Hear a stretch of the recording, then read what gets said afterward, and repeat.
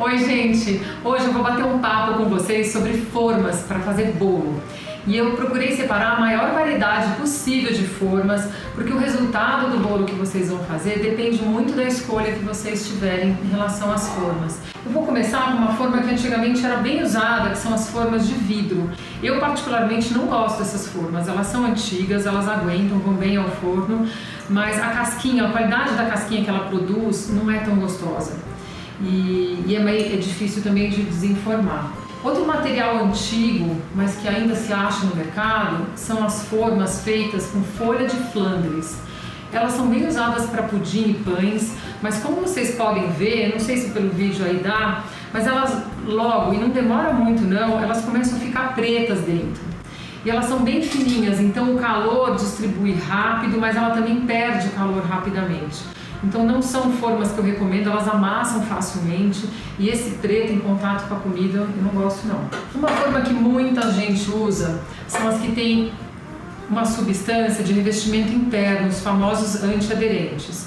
Essas particularmente são as que eu menos gosto. Por quê?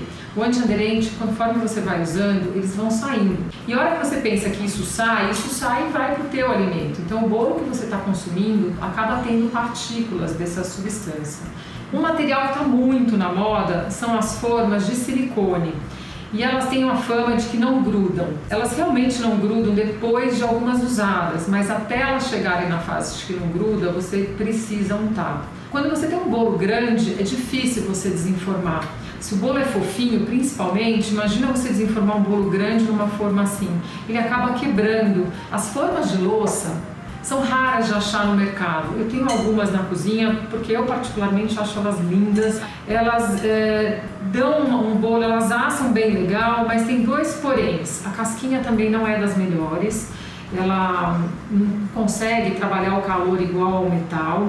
E eu morro de medo de pôr a forma no forno, porque às vezes o choque de temperatura, quando aqui fora está muito frio e o forno muito quente, pode acontecer da forma rachar. Por fim, a gente tem as formas de metal, e aí tem vários metais hoje em dia no mercado, tem as de alumínio que tendem a amassar um pouquinho mais fácil, mas também são boas, mas as minhas favoritas são essas da Nordicware, não sei se vocês conhecem, são os desenhos mais lindos, antigamente só tinha nos Estados Unidos, ela tem um metal grosso, isso faz com que o calor fique por igual no bolo e é incrível os desenhos, é um mais lindo que o outro.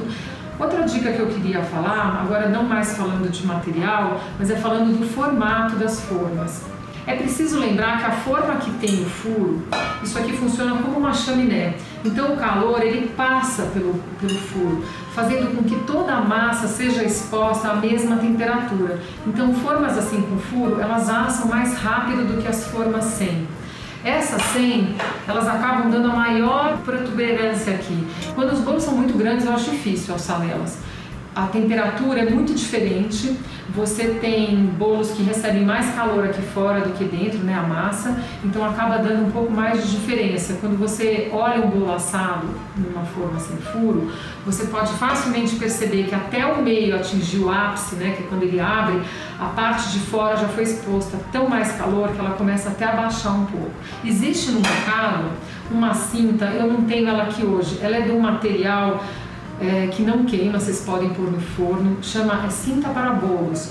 É uma cinta que você molha ela antes de usar e você gruda ela em volta dessas formas sem furo. Por quê? Elas resfriam a temperatura da forma por fora para tentar igualar um pouco. Então o bolo tende a fazer essa curva um pouco menor, assim, ela fica um pouquinho, assa um pouco mais por igual.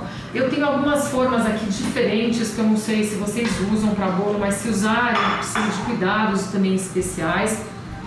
São formas que são feitas originalmente para torta, são aquelas que removem o fundo.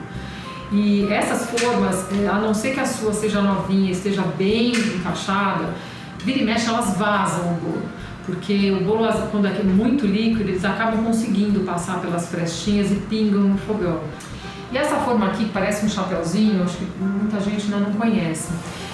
O Ateliê Gourmand foi o primeiro a trazer essas formas aqui para o Brasil. A gente fez uma parceria mais de 20 anos atrás com um fabricante de forma. Ele é um bolo que tem obrigatoriamente que ser assado numa forma removível, de fundo removível. Por quê? ele não é untado. O chiffon, ele é um bolo que ele parece um soufflé. E se você untar, ele assim como ele levanta inteiro e fica lindo, ele abaixa 1 minuto depois. E aí a hora que você desenforma, imediatamente ele precisa ser invertido. Você tem menos de 30 segundos para fazer isso, por isso que a gente desenvolveu esse pezinho e ela fica aqui esfriando por cerca de 1 hora. Você só pode reverter o chiffon quando ele estiver absolutamente frio. Esses grãos têm uma razão. É para o vapor não molhar o bolo embaixo, então é necessário que eles tenham esses grampinhos, ajuda bastante. E o chiffon tem uma característica, né? Depois que você estira, quando ele já estiver absolutamente frio, é necessário você soltar primeiro essa parte externa, aí você puxa o bolo, solta o fundo, solta ele por dentro e finalmente inverte. Se vocês olharem foto, a gente tem várias receitas de chiffon maravilhosas no site. Quem comeu sabe, é o bolo mais leve que existe, porque a proporção dele de clara com qualquer outro ingrediente é muito diferente. Então, é capaz assim de uma pessoa aguentar comer meio bolo chiffon de uma vez só. Acho que sobre nossas formas só faltou falar de uma, que são as formas 3D, que a gente tem aqui 3 exemplos. Essas formas também vale a pena trabalhar com massas um pouco mais firmes, porque, como vocês podem imaginar, vocês vão ter que assar 2 metades e ter algum recheio, né, que você vai usar de cola para você fechar um do lado do outro. Sabe aquelas formas que são conhecidas de cupcakes, que são formas como essas, que elas têm vários bolinhos na mesma placa? Pois é, eu sinto dificuldade em desenformar esses bolos, porque se você não untou muito bem em todos eles, às vezes um sai e o outro não. Então precisa tomar cuidado em usar. Eu prefiro comprar, em vez de comprar todos numa placa só, eu prefiro comprar sempre as formas separadas, individualmente. Eu vou entrar agora no assunto que interfere bastante na escolha das formas também. Se você tem uma massa de bolo mais delicada, escolha formas que são fáceis de desenformar, são formas com menos desenho. Quando você untar com farinha, certamente ele vai desenformar mais fácil. Então, se você estiver trabalhando com uma forma bem assim, detalhada, né, bem trabalhada, eu recomendo 100% você untar com farinha para não correr o risco de uma parte do bolo sair grudado. Mas se você estiver trabalhando com uma massa que seja mais firme e que você quer um bolo alto e com uma casquinha principalmente bem diferenciada, pode untar com açúcar. Só toma cuidado porque quando você unta com açúcar, é necessário você desenformar o bolo morno.